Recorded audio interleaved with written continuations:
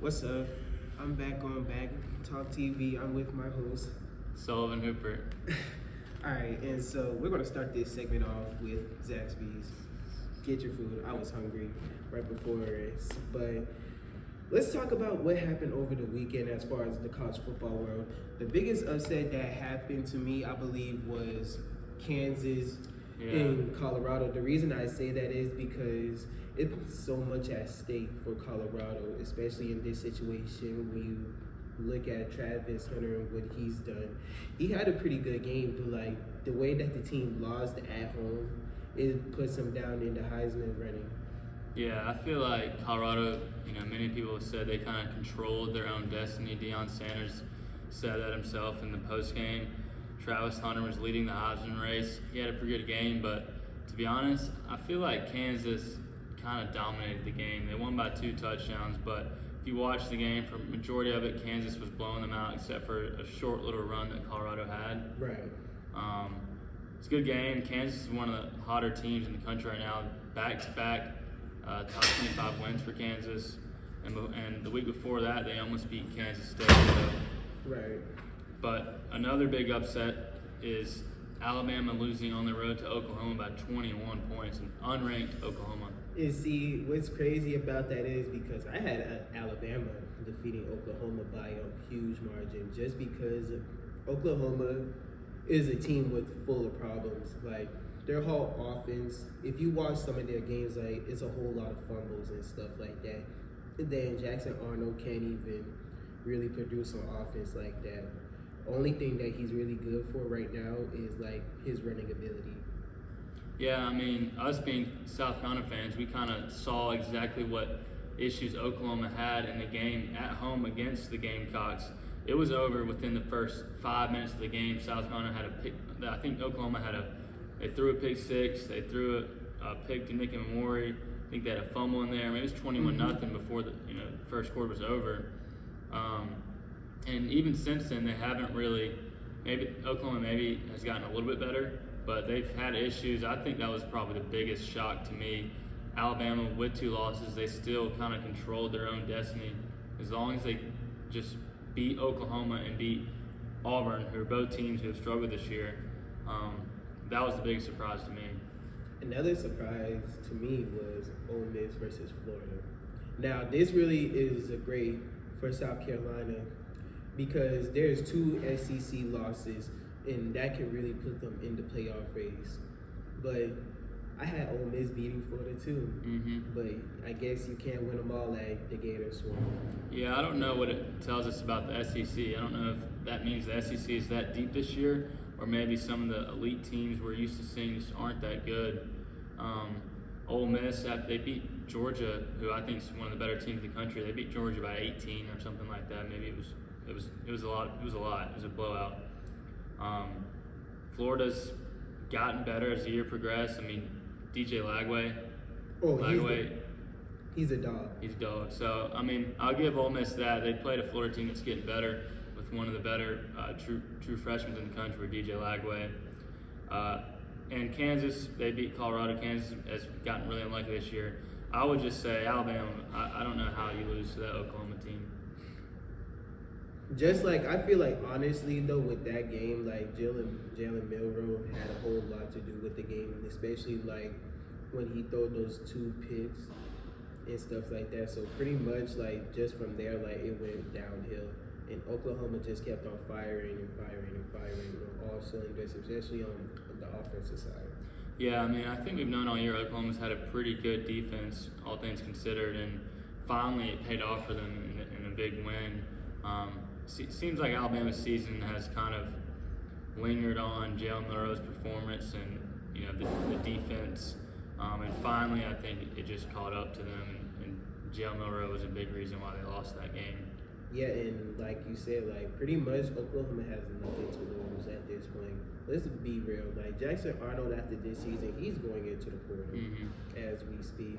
Another thing that I would like to talk about is the transfer portal world is going crazy right now, especially like at the Division II level, because so many people are leaving just to get opportunities elsewhere.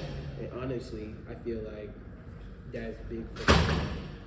Yeah, I mean, the transfer portal has really changed the landscape of college football. I know it's helped South Carolina a ton with the addition of Kyle Kennard, guys like Campbell, who came from Nevada, Josh Simon, who came from, I think, Western Kentucky, and a couple other guys who really helped South Carolina out that we got from the portal.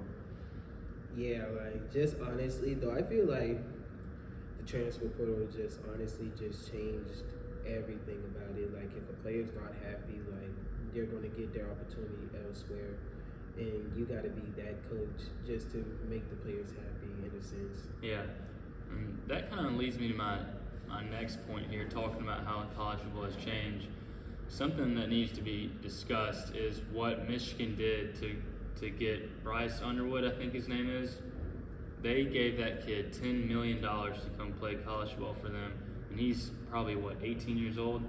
Unbelievable. He's coming out of high school. I did see something about that. Like, that's crazy. And then another one is Julian Lewis. Oh, yeah, that's right. He flipped from, I forget what school, USC, I believe. Yeah, Lincoln Riley to Colorado. And Deion always pulls it off every time. That's one thing about it. Like, he just always just pulls it off. Yeah, Colorado lost a disappointing game to Kansas, but, I mean, they've showed a lot of progress in year 2 under Deion Sanders. I think they've got a bright future so long as Deion doesn't leave for the NFL. But moving on, South Carolina, Clemson this weekend. Both teams fighting for one of the last spots in the college football playoffs. Both those teams, they need to win, and they need some other teams to lose. So let's talk about that. Let's say South Carolina wins. After tonight, I'm thinking South Carolina will be ranked 16th at worst, 14th at best.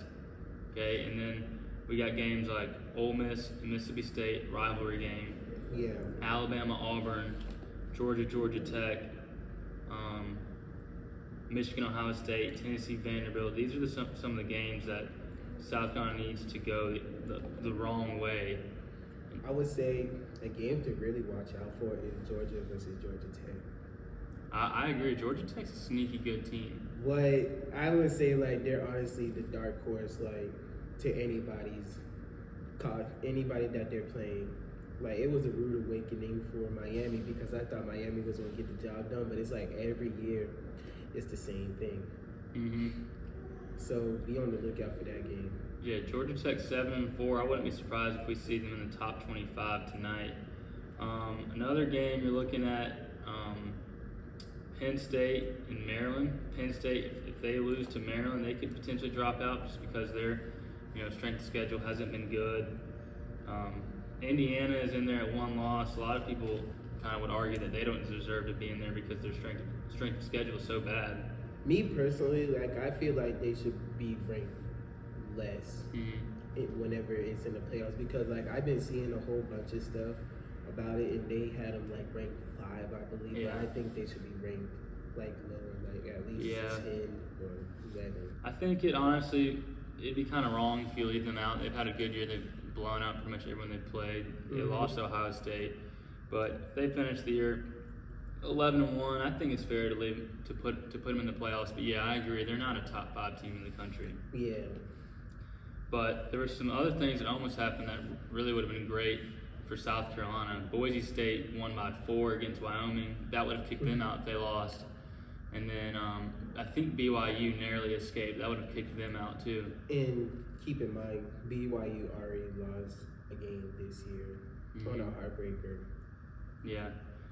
So BYU's hanging on for dear life. South Carolina's one of the hottest teams in the country. I think if they get a win this weekend and a couple of things go right for them, I think I see them at the 12th spot come college football playoffs. But like you said, though, it needs to happen. Like, one of those teams needs to lose, especially in SEC play. Yeah, because I think the issue for South Carolina is the fact that they have 3 losses, which is matched with Bama with 3 and Ole Miss with 3. 2 teams that South Carolina lost to. The only thing South Carolina's going for them is that they're playing better football than those teams right now, and they'll be on a 6-game winning streak if they do beat Clemson. But it's going to be really interesting to see.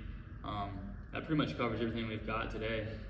Well, honestly, like I said, we shall see. if Carolina's going to go to the playoffs. But thank you for tuning in to Bad Talk TV. I'm Johnny Felder IV, and I'm with Sullivan Hooper. and thank you. We're signing out. Peace.